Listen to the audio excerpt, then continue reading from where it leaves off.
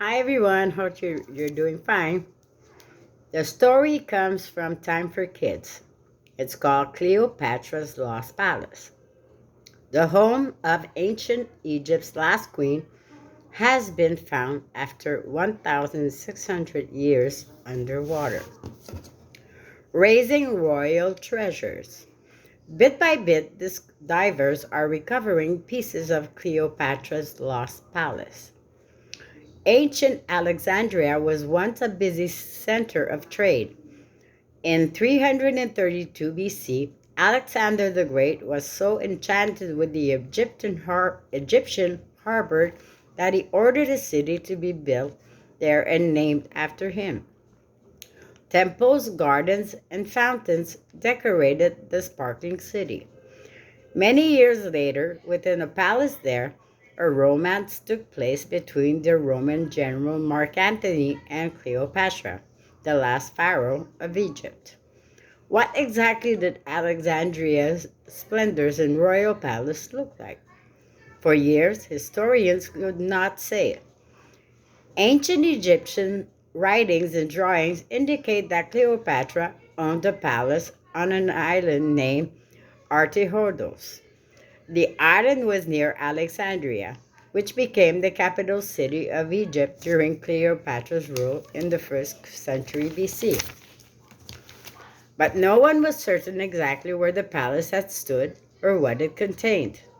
Although the city of Alexandria still exists, floods and earthquakes buried Antirrhodos underwater more than 1600 years ago. Excuse me, I have the flu. In 1996, undersea explorers Frank Godio found the site beneath just 18 feet of water.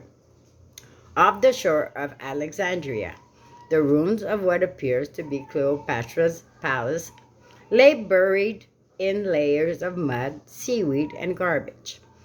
Underwater mission. Godio and his teams of divers spent 2 years uncovering statues, columns, and poetry that may have belonged to the queen. Among the most sensational finds are two statues of sphinxes, imaginary creatures with the head of a human and the body of a lion.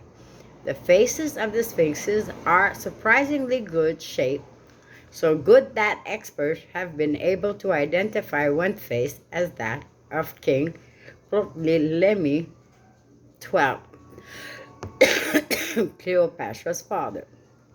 How does it feel to come face to face underwater with an ancient sphinx? It's fascinating. Godio told TFK, "You see the sphinx and it's looking at you. You know that it's the father of Cleopatra and that Cleopatra once saw it," adds Godio. "We were touching stones and columns and thinking Cleopatra had touched them." An ancient romance. The fallen pillars and cobblestone pavements the team discovered may mark the spot where Cleopatra ruled between 51 BC and 30 BC and fell in love with Mark Antony. Their romance angered Roman leaders and eventually led to both Antony and Cleopatra's deaths. Soon after her death, at the age of 39, the Romans took control of Egypt. Godio hopes to set up an underwater museum at the palace site.